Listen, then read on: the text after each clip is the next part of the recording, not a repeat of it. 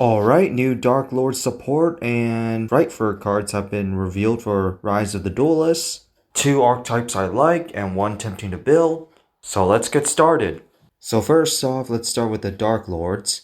Darklord of Delight, it's a level 4 Dark Fairy monster with 0 attack and 1600 defense. And its effect is, during your main phase, immediately after this effect resolves, quick effect, you can tribute summon 1 fairy type monster face up. So not too bad considering all your Darklords are high levels. Second effect, if this card is sent to the graveyard, you can make all face-up monsters your opponent currently controls lose 500 attack and defense for every face-up fairy monsters you control until the end of the turn. And each effect can only be used once per turn. So the first effect goes with the second effect. Definitely worth running. Our next card is Darklord of Pleasure. It's a level 4 Dark Fairy monster with 1600 attack and 0 defense. And its effect is, if this card is no more special summon, for the rest of the turn, you cannot activate any monster effects other than fairies, and choose 2 Darklords from your hand or deck with different levels, special summon one of them to your opponent's field and add the other one to your hand. Also, the effect can only be used once per turn. I don't know how to feel about this card because then you are special summoning one big monster to your opponent's field, but decent I guess. Next is Darklord Nurgel. It's a level 8 Dark Fairy monster with 2700 attack and 25 defense, and its effect is that you can only special summon this card once per turn. And if your fairy type monster attacks the defense position monster, afflict piercing damage. And then the next effect, quick effect. You can pay 1000 life points and target 1 Darklord spell or trap from your graveyard and apply that effect and shuffle that target to the deck. And this effect can only be used once per turn. So not too bad, can copy your Darklord spell and trap effects, which is probably the most important effect for this card. And also recycle it. Next it's to the new boss monster, Lucifer, Darklord of the Morningstar. It's a level 12 Dark Fairy Fusion monster with 4000 attack and defense. Fusion materials requires 3 Dark Fairy monsters, and its effect is, if this card is fusion summoned using Darklord Morningstar, you can destroy all cards your opponent controls. Second effect, fairy type monsters you control cannot be targeted by your opponent's card effects, so it gives out protection as well.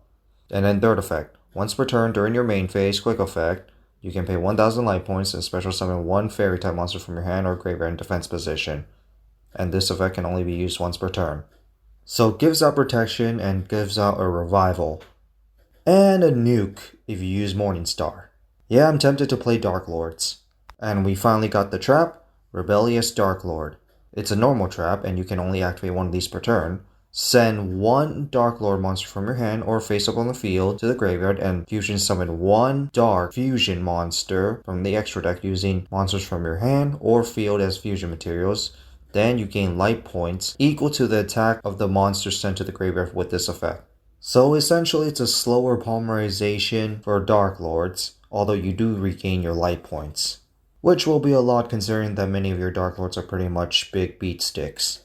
And now we go to the Distort cards, or Frightfurs. Distort Dolphin.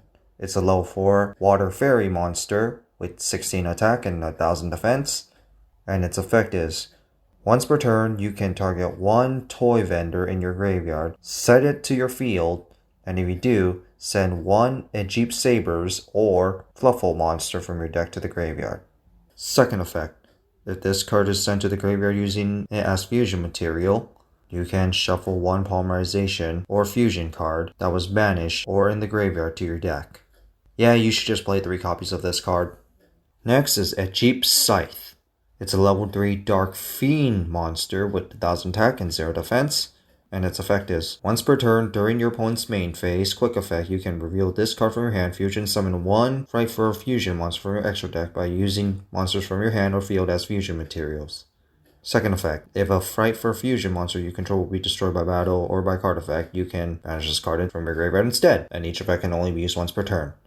Okay, so it's not too bad. I would actually consider this, especially with the last card being able to foolish burial cards.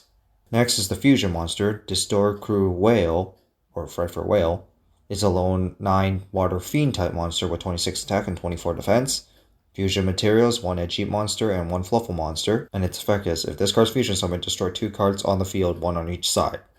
Second effect, once per turn, quick effect, you can target one fusion monster you control, send one Frightfur card from your deck or extra deck to the graveyard except Whale, and if you do, the targeted monster gains attack equal to half of the original attack of that monster.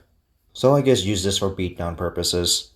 And now to the spells, we got Frightfur Repair. It's a normal spell, and its effect is that you can only use one of the two listed effects once per turn. So for the first effect, target one Frightfur Fusion monster in your graveyard, return it to the extra deck, then special summon one Fluff or a Jeep monster from your graveyard. Second effect, you can banish this card from your graveyard, special summon one Fluffle or a Jeep monster from your hand. And of course, you cannot activate these two effects on the same turn. This card is worth running.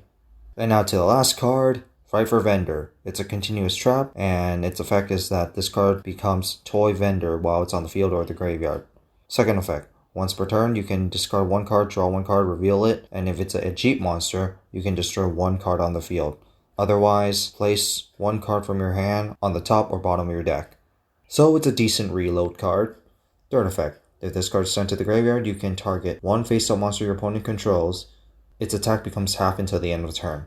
Well, I guess we got our whale target. So that's it for the video, and I'm going to be tempted to build Darklords now. And I guess Yu-Gi-Oh! 7s could be all about legacy cards.